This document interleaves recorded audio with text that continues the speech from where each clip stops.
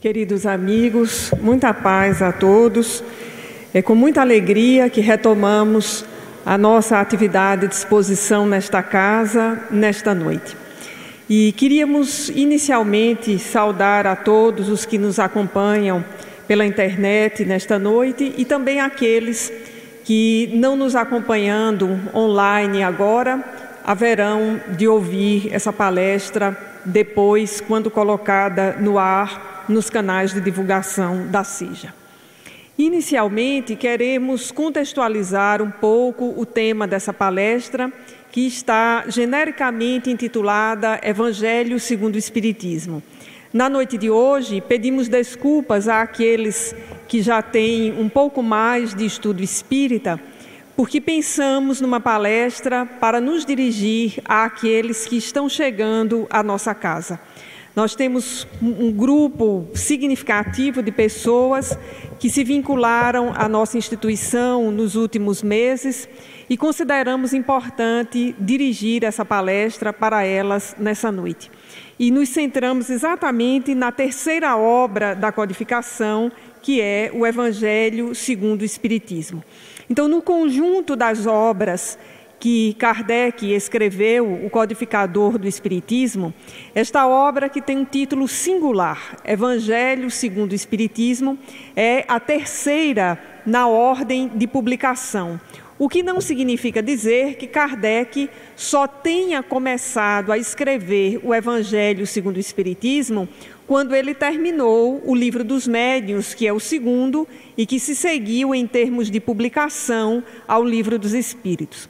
Provavelmente, o Evangelho segundo o Espiritismo foi sendo composto por Allan Kardec à medida que as outras obras iam sendo também escritas. Para nós que temos uma visão muito limitada de trabalho, que temos um raciocínio limitado, é muito difícil imaginar ou acompanhar a velocidade de trabalho de um gênio, que é o caso de Allan Kardec. Ainda mais se nós dimensionarmos que as obras da codificação foram todas publicadas na segunda metade do século XIX. O Evangelho segundo o Espiritismo, por exemplo, publicado em 1864, um período em que nós não tínhamos, mesmo na cidade de Paris ainda, luz elétrica em todos os lugares, para todas as circunstâncias. Nós não tínhamos máquina de escrever, não tínhamos gravador, e todos esses recursos modernos aos quais nós estamos acostumados, internet, download em banda larga, enviar arquivo, compartilhar nas nuvens, Kardec não viveu essa experiência. Viveu a experiência de escrever os textos à mão, mandá-los para o seu editor, que naquele sistema de gráfica do século XIX implicava, para cada página escrita, pegar o que antigamente na gráfica se chamava o tipo, a letra, na caixa das letras, colocar numa espécie de tábua, de tablado, e depois daquele tablado, similar a uma página impressa, besuntá-lo em tinta e aí, na máquina, os vários livros, as várias páginas do livro serem impressas. Isso para nós hoje supõe um processo absolutamente lento. Nós que estamos acostumados a escrever na tela do computador, compartilhar um arquivo, trabalhar no mesmo texto ao mesmo tempo com alguém que está a quilômetros de distância e que compartilha o mesmo texto conosco. E isso às vezes é impensado, por exemplo, para nós outros que temos muita dificuldade de escrever e que precisamos não apenas planejar o texto, fazer um rascunho, submeter a uma avaliação de alguém ou mesmo a nossa, reescrever o texto e às vezes começá-lo do zero numa outra circunstância. Então, para nós, todo esse processo, ele parece distante e ao mesmo tempo muito difícil. Mas situemos Allan Kardec, um gênio reencarnado, como dizem inúmeros espíritos que a ele se referem e a sua própria biografia, trabalhando nos limites de seu tempo e com os limites que ele tinha. Os biógrafos dizem que ele chegou a trabalhar na época da composição do Evangelho segundo o Espiritismo durante 18 horas por dia. compondo textos e, mais especificamente, trocando correspondências com diversos grupos espíritas situados na França e, como diz a introdução desta obra, situados também em outros países. Certa vez eu fiquei bastante impressionada com o que havia dito um expositor, que Allan Kardec chegou a trocar correspondências com mais de 100 centros espíritas ao seu tempo, envolvendo em torno de 1000 médiuns nessa correspondência que se fazia. E eu achei essa informação talvez demasiada para o século XIX, para a velocidade das comunicações, e tive a oportunidade de remeter essa pergunta ao tradutor, o atual tradutor das obras da codificação para a Federação Espírita Brasileira, através de uma amiga comum. Então eu pedi a Sandra Borba, que tem acesso a Evandro Noleto, que confirmasse se essa informação era verídica. E posteriormente, quando Sandra retornou de uma atividade em Brasília, disse que Noleto havia confirmado que a correspondência de Kardec era de fato muito ampla, e que cerca, talvez, de 1000 fossem os remetentes diferentes com os quais ele trocou correspondência. E desses remetentes vieram uma parte importantíssima e pela qual nós temos um imenso carinho em o Evangelho segundo o Espiritismo, que são os textos que estão enfeixados sempre na segunda parte de cada capítulo, que é a parte chamada Instrução dos Espíritos. Então, na segunda parte de cada capítulo, quando nós abrimos, a partir desse título geral, Instruções dos Espíritos, nós encontramos um conjunto de dissertações relacionadas aos temas que vêm de diferentes médiuns que nós nunca chegamos a saber quem são, pois que o nome dos médiuns prudentemente foi omitido, permanecendo apenas o nome dos espíritos que assinaram a mensagem. Mas não bastava apenas que fossem médiuns, que fossem correspondentes de Allan Kardec, nem que os espíritos apresentassem nomes venerandos, como o nome do cura, o Vianney, o cura d'Ars, ou seja, o padre, aquele que era o representante, o religioso da cidade de Ars, na França. Não bastava ter o nome do espírito Caritas ou de Fenelon, ou mesmo o nome do nobre espírito Emmanuel, o doce mentor de Chico Xavier. Era importante, era decisivo, era fundamental que essas mensagens que compõem a segunda parte dos capítulos do Evangelho segundo o Espiritismo atendessem, aliás, ao critério fundamental da pesquisa espírita, que é a universalidade do ensino dos espíritos. Então, era necessário que uma correspondência assinada, por exemplo, pelo espírito Fenelon ou pelo espírito Caritas, como citamos, que ela viesse não apenas de um único médium, de uma única fonte, mas que viesse de vários médiuns, de vários lugares, usando aí Kardec esse critério da universalidade do ensino dos espíritas. Então, na composição desta obra, nós temos muitos aspectos interessantes. Esse é um dos que particularmente me chama a atenção. E o outro é a genialidade de Allan Kardec a escrever uma obra que intitula Evangelho segundo o Espiritismo. Eu lembro que quando criança, eu ficava imaginando onde estava o Evangelho primeiro o Espiritismo. Então, logo que eu aprendi os números, né, os números ordinários, os cardinais, os fracionários, então, ali muito criança, próximo ali da alfabetização, então, no Evangelho no lar, quando eu vinha para a palestra, alguém citava Evangelho segundo o Espiritismo. E eu, muito criança, mas onde é que está o Evangelho primeiro o Espiritismo? E durante um tempo, eu empreendi essa busca, ainda como criança, silenciosamente, até que eu compreendi que a expressão segundo o Espiritismo significa conforme o Espiritismo.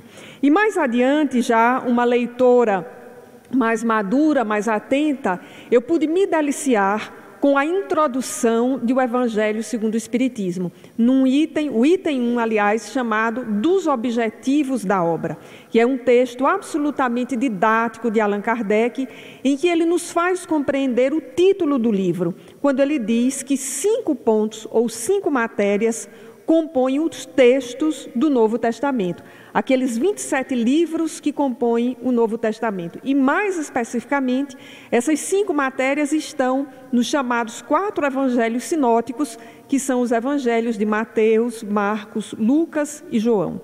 E essas matérias são os atos comuns da vida do Cristo, os milagres, as predições, aqueles pontos que deram origem aos dogmas da Igreja Católica e o ensino moral do Cristo. Esses 5 pontos resumem, digamos assim, os 4 evangelhos sinóticos.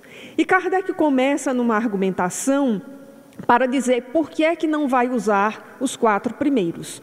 Os atos comuns da vida do Cristo são atos comuns de um personagem, o mais importante da história, dividiu a história da humanidade em 2 épocas, mas são os atos comuns de sua biografia. Podem ser examinados em outras circunstâncias, em outros livros. Os milagres e as predições são matéria do interesse do livro A Gênese e, de fato, na segunda parte do livro A Gênese, Kardec se dedica a esse estudo. Os pontos que deram origem aos dogmas da Igreja Católica, como o próprio título diz, são os pontos que deram origem a esses dogmas. Ao Espiritismo, diz o codificador, interessam o ensino moral do Cristo. E aí, nesse sentido, nós vamos achar já uma perfeita correlação com o Livro dos Espíritos. Em várias respostas do Livro dos Espíritos, os Espíritos assim se referem a Kardec, quando eles dizem que o que importa é a moral do Cristo. Me lembro particularmente da questão 866, em que Allan Kardec pergunta aos Espíritos qual o sentido da palavra caridade conforme a entendia Jesus, colocando exatamente essa correlação de qual era o entendimento de Jesus para um aspecto tão fundamental, tão importante de sua moral, de seu ensino, qual a caridade. E a resposta é aquela que o movimento espírita consagrou como a resposta do bip, porque se ficar bipando na nossa mente como um sinal sonoro, é de fato para isso que se presta a resposta, porque os espíritos superiores disseram o seguinte: a caridade, conforme a entendia Jesus, inclui benevolência para com todos, indulgência das faltas alheias e perdão das ofensas. Então é o chamado BIP, benevolência, indulgência e perdão. E me lembro também da questão 625, a magistral questão de Allan Kardec. Qual o espírito mais evoluído que Deus já enviou à Terra para nos servir de guia e modelo? Não podia ser qualquer espírito, não podia ser um espírito que viesse por sua própria deliberação, não poderia ser um espírito que servisse somente de guia e não servisse de modelo, e teria que ser um espírito enviado por Deus. E a resposta é absolutamente sintética: Jesus. Então é em torno da moral do Cristo, do ensino moral de Jesus, que se organiza o Evangelho segundo o Espiritismo. E Kardec vai então apresentar esse ensino moral, organizando este livro em 28 capítulos, que começa com o surpreendente capítulo 1, Não vim destruir a lei, apresentando então Jesus nesse concerto, não apenas da história da humanidade, mas nesse concerto das leis divinas. O capítulo Não vim destruir a lei vai se referir à inserção de Jesus absolutamente coerente com as leis divinas. E culmina com o capítulo 28, que tem uma história muito interessante que inclusive comentamos no nosso grupo de estudo.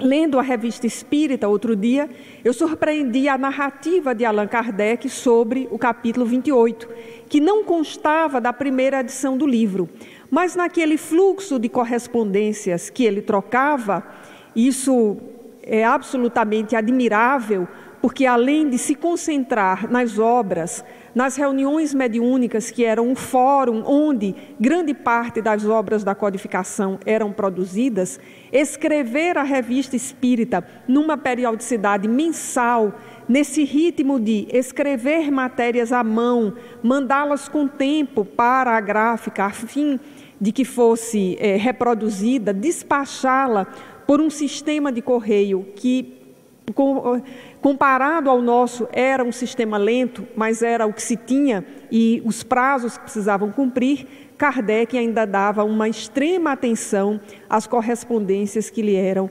dirigidas. E numa dessas correspondências, após a publicação de O Evangelho segundo o Espiritismo, ele recebeu uma carta de um casal jovem que se dizia absolutamente encantado com a obra e que já havia lido as duas anteriores a partir da referência daquele terceiro livro. Mas aquele casal estava certo de uma coisa, era que se sentia e se reconhecia como espíritas. No entanto, havia uma dificuldade naquele momento que eles enfrentavam, era a dificuldade de como fazer as suas preces, porque os modelos que eles tinham da religião a que estiveram vinculados até então não serviam mais para o fato que eles apresentavam, que era o de se reconhecerem como espíritas. Como então fazer uma prece à luz do Espiritismo?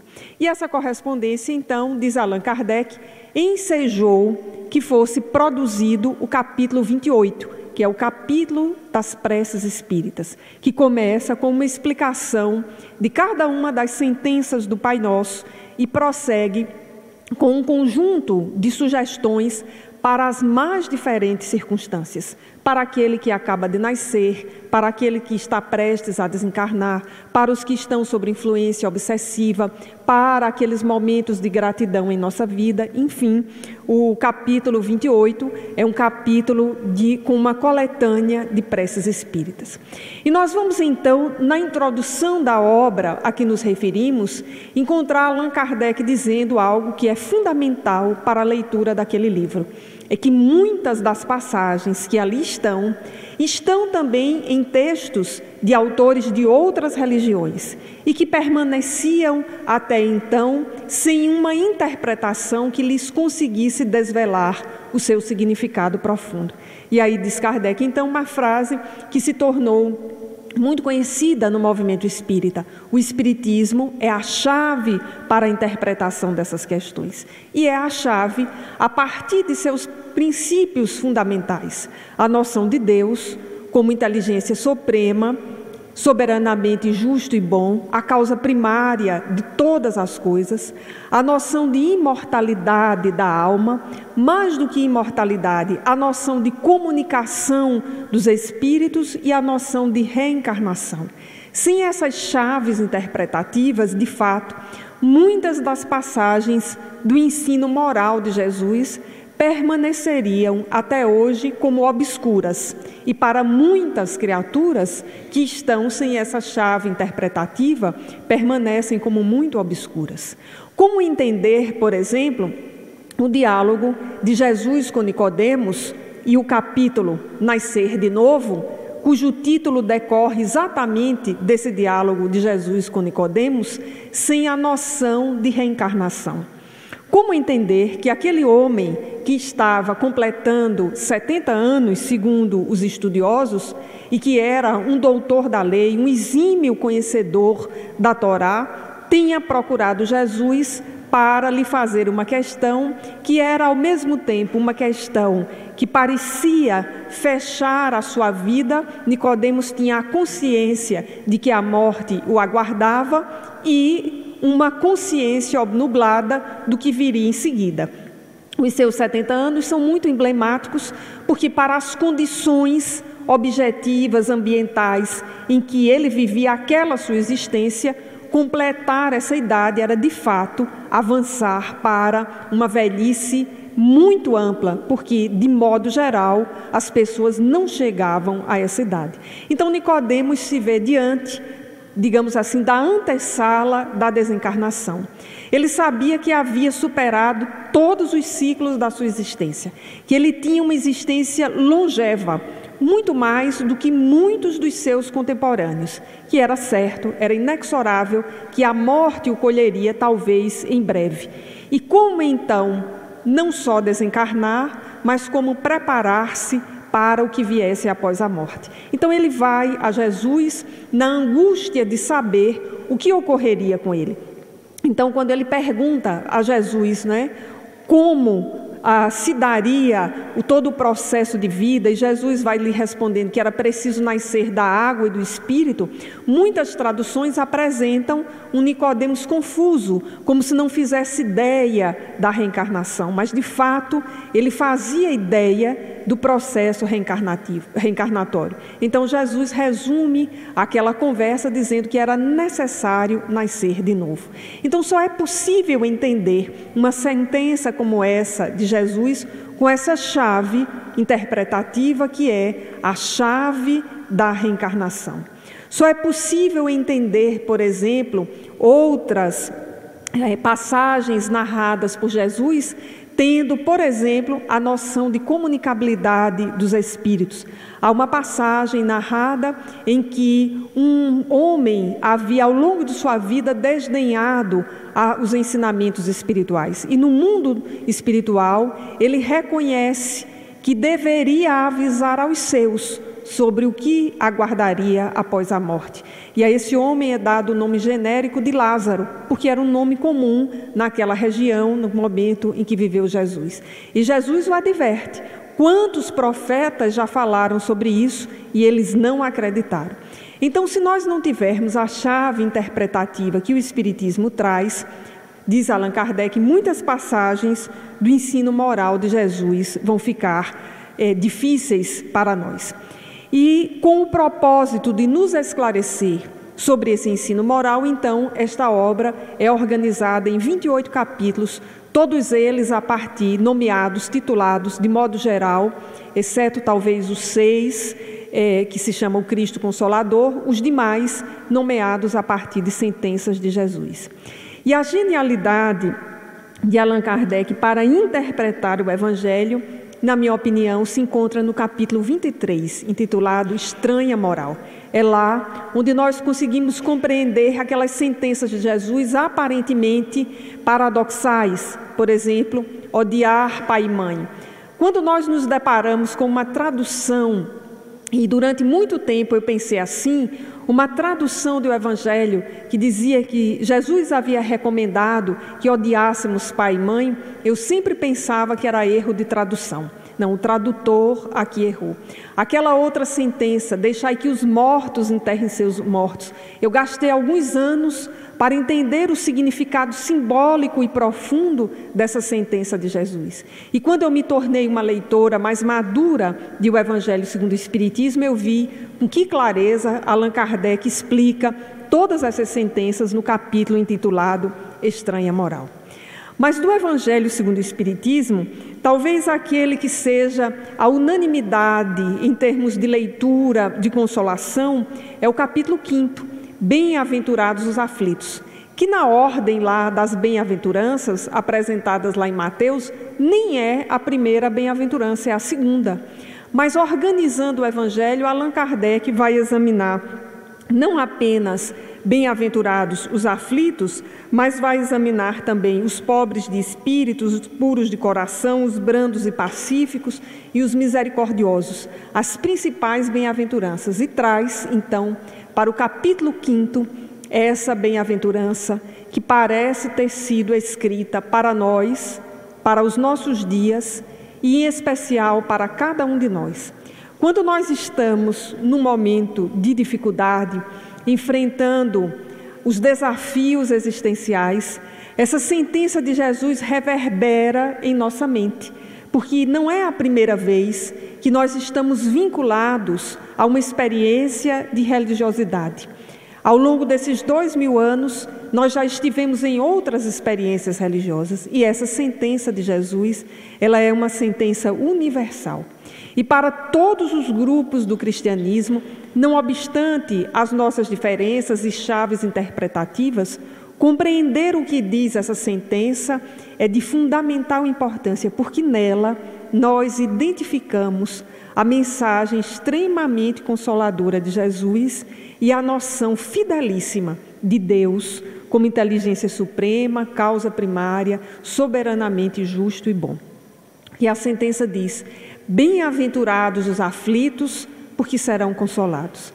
Para entender essa sentença, nós precisamos mergulhar no paradigma apresentado por Jesus, porque no outro, que é o paradigma do materialismo, não faz sentido. Para o materialismo, como encontrar felicidade, alegria na infelicidade? Como ser feliz na infelicidade? Aliás, para o materialismo, a infelicidade é uma espécie de exceção à regra, porque todos deveriam ser felizes o tempo todo, o que é uma visão absolutamente ingênua e infantil do processo existencial. Então, no paradigma que Jesus nos traz, que esse paradigma de Deus soberanamente justo e bom, da imortalidade da alma, da comunicabilidade dos espíritos, da reencarnação, da lei de ação e reação, que é a lei de evolução, nós conseguimos compreender, primeiro, a noção de bem-aventurados, que é uma expressão próxima, em português, a uma outra que diria assim: felizes são os que já estão experimentando a aflição. Então, bem-aventurado é aquele que está num processo em que ele experimenta a felicidade. Não ainda a felicidade completa, mas ele já está em curso. E Allan Kardec, então, vai organizar esse capítulo, Bem-aventurados os aflitos. E antes de apresentar a arquitetura do capítulo, lembrei-me de uma história que me marcou bastante há alguns anos atrás, junto às pessoas na casa espírita. Eu lembro do caso de um cidadão que chegou numa fase extremamente difícil de sua vida na instituição espírita. Aquele momento que nós todos conhecemos, em que nós já havíamos tentado de tudo.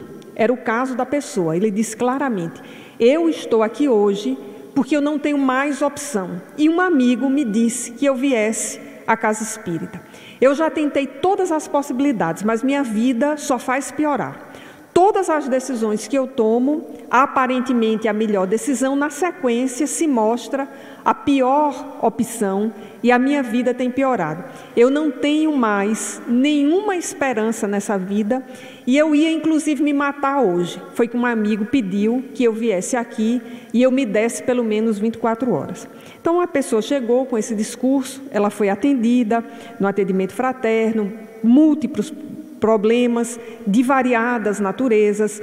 Ela foi orientada a buscar e aprofundar a sua espiritualidade, porque quando questionada sobre as suas opções, a pessoa que a atendeu perguntou assim: quais são as suas práticas religiosas? A pessoa disse: se eu tinha, deixei de ter, porque na circunstância que eu estou não é possível. E aí o atendente fraterno foi mostrando a importância de aquele cidadão que estava tão desesperado verticalizar as suas práticas religiosas, voltar à sua experiência de oração, enfim, fez toda aquela recomendação da terapêutica espírita que os que estão aqui neste auditório certamente conhecem. E o surpreendente não foi nem esse dia em que esse cidadão chegou de fato alterado, foi o seu retorno à casa espírita na palestra seguinte. Ele procurou o mesmo atendente fraterno. E ele narrou a experiência interessante daquela noite após a sua ida à instituição espírita. Ele disse que havia sido acometido de uma insônia. Essa insônia, de alguma forma, já o acompanhava nos últimos dias, em função do volume de problemas que ele passava. Mas naquela noite, ele foi acometido de uma insônia. E como estava, de fato, insone, ele resolveu abrir a obra Evangelho segundo o Espiritismo, que havia sido presenteada naquela noite em que ele tinha ido à instituição. E ele disse que abriu, olhou o sumário e não entendeu nada. Abriu uma página mais adiante, leu, não entendeu nada. Lembro claramente da sua narrativa, quando voltou, que eu acompanhei esse momento, quando ele disse: tinha um tal de estranha moral. Aí eu não entendi nada.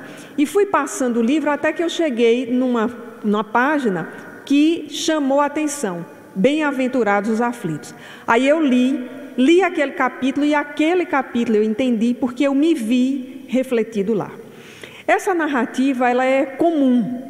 Eu guardei na memória pelo detalhe de a pessoa ter dito, naquela segunda circunstância, que o estranha moral não tinha feito sentido nenhum. E, de fato, para ele, naquele momento, não faria. Mas é muito comum para todos nós, quando nós abrimos essa obra, nós nos identificamos com esse 5º capítulo, porque ele fala das nossas dificuldades. É o capítulo mais psicológico da obra. E às vezes, como expositor espírita, a gente recorre muito a esse capítulo, buscando os temas que ali estão para a atividade de exposição. Allan Kardec conseguiu construir um capítulo que é um primor pelos textos que ele escreve e por aqueles que ele selecionou para a segunda parte, aquela que eu disse a vocês, que é intitulada Instruções dos Espíritos. Mas se a gente olhar para esse capítulo, digamos assim, um pouco de fora, talvez a gente não entenda muito bem qual é a perspectiva do Espiritismo. Porque vejamos os títulos que aparecem lá. Justiça das aflições, causas atuais e anteriores das aflições, bem e mal sofrer, o mal é o remédio, a felicidade não é deste mundo. Se fosse um homem de bem, teria morrido, tormentos voluntários. Se a gente estiver procurando nesse capítulo um consolo, digamos, superficial, ou um conjunto de justificativas para o nosso sofrimento, numa primeira leitura, a gente talvez ache tudo isso muito estranho. E entre nós, os espíritas, é até motivo de riso e até de folclore no movimento espírita, que é quando um de nós está doente, né, está passando por uma grande dificuldade, aí abre o Evangelho segundo o Espiritismo e quando cai naquele item, se fosse um homem de bem teria morrido, das duas uma. Ou a gente cai na risada, porque às vezes parece engraçado mesmo, né? Não sou homem de bem ainda, ou então a gente cai no momento de profunda reflexão. Se ainda não desencarnei, é porque há muito o que refletir, o que aprender e o que transcender nessa vida. Quando nós nos debruçamos sobre esse capítulo com um pouco mais de paciência, de maturidade, e acompanhamos Allan Kardec elencando, por exemplo, a justiça das aflições. O elenco que está ali, ou melhor dizendo, as justificativas, não são para os problemas superficiais da existência, mas é toda uma argumentação em função da importância ou do papel do sofrimento em nossas vidas.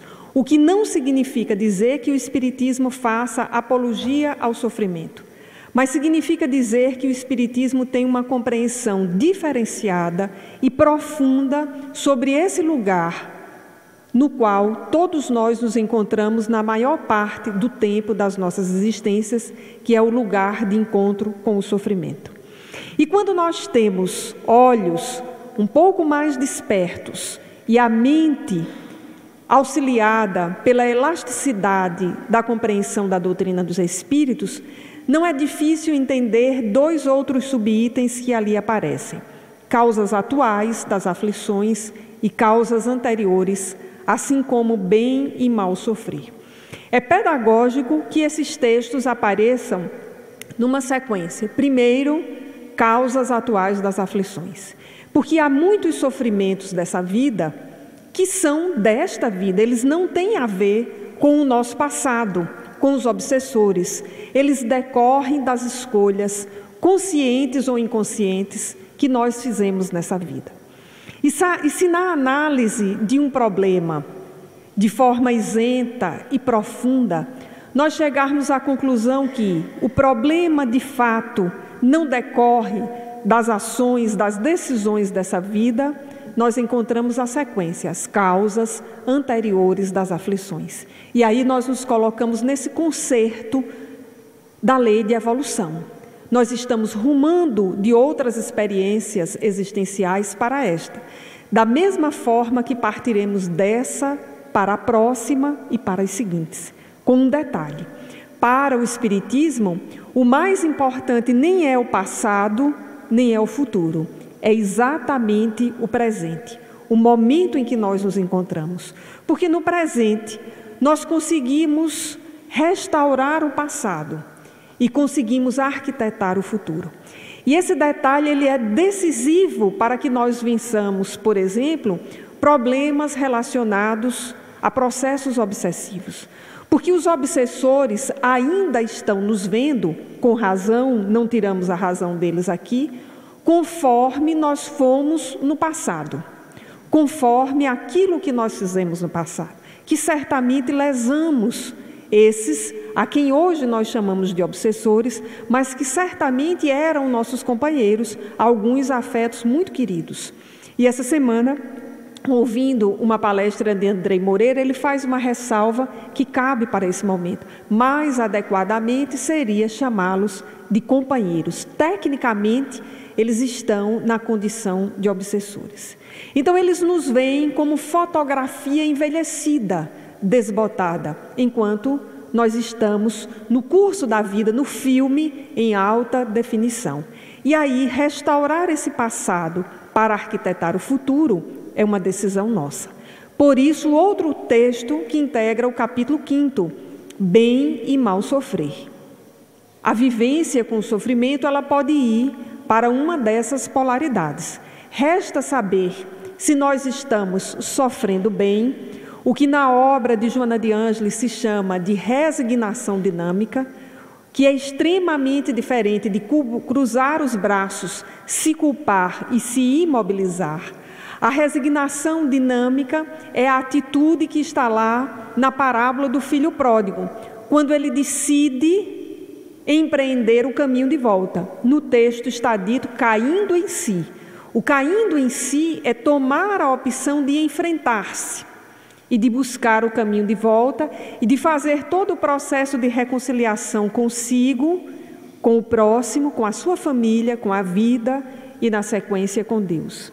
Então, o bem sofrer é o cair em si, é a resignação dinâmica, que não nos impede de ser previdente nem de ser providente contra o sofrimento nem contra o mal. É buscar achar naquela situação os motivos, as razões, as rotas de acolhimento daquela situação que é difícil, que é desafiadora e que é dolorosa. Nenhum espírito superior menospreza o sofrimento que enfrentamos, mas nenhum espírito superior deixa de nos estimular a que nós possamos acolher e superar o sofrimento. E a outra etapa é o mal sofrer. E às vezes nós sofremos muito e sofremos muito mal, fazendo inclusive aquilo que se chamam os chamados ganhos secundários do sofrimento. Porque há sofrimentos muito superficiais e há sofrimentos que gostam de ser sentidos por determinadas pessoas. Há algumas que todos conhecemos, nós sempre temos um parente assim ou um colega de trabalho que é o campeão na lista de sofrimento. Há pessoas que, se você narrar uma dificuldade, ela teve uma maior, né? O seu assalto nunca foi o mais difícil, dela foi mais complicado. A sua doença nunca é a mais difícil, a dela, o diagnóstico foi pior, confirmado por 5 médicos. A sua obsessão nunca foi a mais danosa, a dela foi a mais complicada. E há pessoas que sentem um enorme prazer em narrar os seus sofrimentos, em torná-los de fato muito públicos, não no sentido de fazer a psicoterapia da palavra, que é a terapia de expor a dor para aliviar o espaço mental e emocional, ser ouvido. Há pessoas que estão muito longe desse momento de psicoterapia, porque vivem repetindo, somatizando inclusive os próprios sofrimentos, se colocando sempre como as grandes vítimas do universo, como se o universo inteiro conspirasse em relação a elas, como se não existissem bilhões de espíritos povoando o universo. Então esse é o mal sofrer. Ou esse é o sofrimento que se enquadra num outro item do Evangelho segundo o Espiritismo, intitulado Tormentos Voluntários, que é um título bem próprio para o século XIX, que talvez nos nossos dias pudesse ser chamado de sofrimentos autoimpostos. Há muita gente que se impõe determinados sofrimentos. E nesse mundo chamado de pós-modernidade, em que as grandes e centrais instituições estão tão esgarçadas, a família, a escola, as instituições religiosas, as lideranças. Ainda há pouco, no nosso grupo de estudo, nós falávamos sobre o papel das lideranças, as várias lideranças domésticas, religiosas, políticas. Esse papel tem uma importância muito grande, e quando isso se esgarça, as pessoas se sentem naturalmente órfãos, se sentem desamparadas.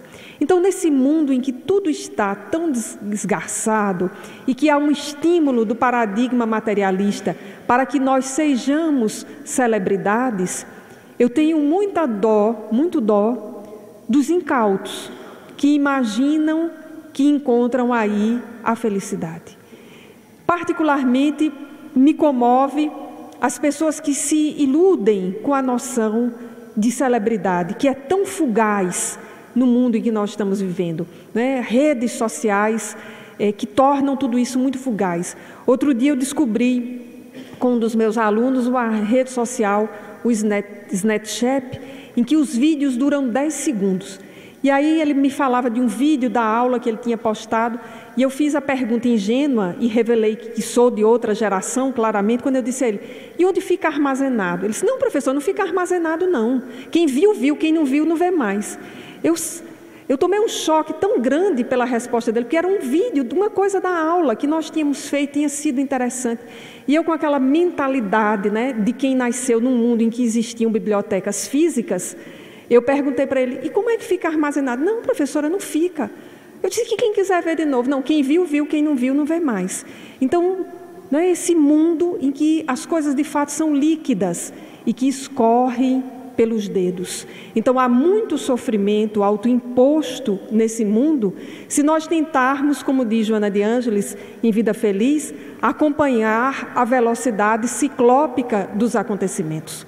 Essa sentença não significa também que nós fiquemos retidos nas ideias, nos comportamentos que já foram superados, nos perfis psicológicos que precisamos vencer, mas a sentença nos diz que nós não conseguiremos acompanhar essa velocidade, o adjetivo é interessante, ciclópica do mundo atual, porque nós nos desintegraremos nesse mundo. E também ficamos observando se todos nós, os 7 bilhões e poucos habitantes desse mundo, se nós nos tornarmos celebridades, quem vai ler as revistas de celebridades? Não tem como, 7 bilhões de celebridades, não tem como. Então, o nosso lugar de anonimato nesse mundo tem um papel extremamente importante em nossas vidas. Um papel que muitas vezes é o de nos preservar de determinados sofrimentos que são gerados a partir da alta exposição que o mundo em que vivemos, embasado ainda no paradigma materialista, pede da grande maioria dos incautos. Então, voltando ao capítulo 5 de O Evangelho segundo o Espiritismo, nós identificamos nesse capítulo essa riqueza de temática que nos fala dessa outra visão de sofrimento à luz do Espiritismo. E separamos aqui do livro Vida Feliz, esse livro que tem 200 mensagens extremamente oportunas. Sempre que nós abrimos, nos surpreendemos com a riqueza da simplicidade e da profundidade deste livro. O capítulo 97, que se inicia com uma frase muito significativa: a dor que te alcança é tua, ninguém a sofrerá por ti. E mais adiante vai dizer também que a alegria que nos alcança também é nossa, ninguém a sentirá por nós. Então é uma instrução extremamente importante para nós entender esse processo em que nos colocamos. E repetimos, o Espiritismo não faz uma apologia ao sofrimento, aborda esse assunto com certa constância para que, através da repetição, nós possamos entender esse paradigma que vem e decorre do ensino moral de Jesus, que é o de nós entendermos o sofrimento de uma outra perspectiva, que é a perspectiva da resignação dinâmica, da acolhida. E ainda de Vida Feliz, o capítulo 88, a frase inicial: ninguém resolverá os teus problemas se não te dispuseres a enfrentá-los e a solucioná-los. Então, uma lição que aprendemos com a vida à medida que nos tornamos mais maduros, mas que quando escrita com essa simplicidade nos chama muito a atenção. Quando nós tentamos terceirizar os nossos problemas, nós fazemos somente esse mecanismo, nós terceirizamos. Por vezes, nós adiamos, porque não temos condições naquele momento de enfrentá-los. Espiritualmente, talvez estejamos fragilizados, psicologicamente também, e aí usamos aquela expressão comum, que é esticar a corda, não conseguimos resolver aquele problema, mas ninguém resolverá os nossos problemas se nós não nos dispusermos a resolver cada um deles. E ainda na obra do Espírito Joana de Ângeles, no livro Espírito e Vida, no final, há uma mensagem muito importante em que ela inclusive apresenta uma metodologia de trabalho, que quando nós desejarmos superar o sofrimento, nós escolhamos por onde começar a enfrentá-lo. De início, uma pequena parte para o enfrentamento, a busca da solução e a execução da solução, confiando, diz a mentora, que nesse percurso empreendido com serenidade e com disciplina, não nos faltarão os recursos divinos. E para encerrar, nos lembramos aqui de uma frase atribuída ao espírito Meimei, que se coaduna bem com esse momento. É uma frase que nos fala de que quando nós imaginarmos que não haverá saída para o sofrimento que enfrentamos, nos lembremos que Deus é soberanamente justo e bom. A frase poeticamente diz assim: Deus tem estradas por onde os homens não têm caminhos. Então vejamos a metáfora construída por esse espírito de forma poética. Quando nós imaginamos que não há alternativas, Deus tem outros filtros, outras formas de endereçar a resolução. Cabe-nos nos manter na sintonia, na postura da receptividade para a resposta. Porque no que diz respeito a essa matéria, a nossa perspectiva ainda é não sofrer de modo algum, não sofrer dor alguma ou resolver só do nosso jeito. Se é para sentir, vamos sentir, mas vamos resolver do meu jeito. E nos esquecemos que as leis divinas são leis para todos, sem exceção, que a misericórdia divina a todos nos acolhe e que a nossa visão é extremamente limitada em relação à vida. É preciso que nós vejamos que quando nos faltam os caminhos, Deus tem estradas por onde nós sequer imaginamos que elas estariam. Dizendo isso, amigos, nós sugerimos a todos que possamos nos dedicar à leitura dessa obra fundamental do Espiritismo, o Evangelho segundo o Espiritismo. Muita paz a todos.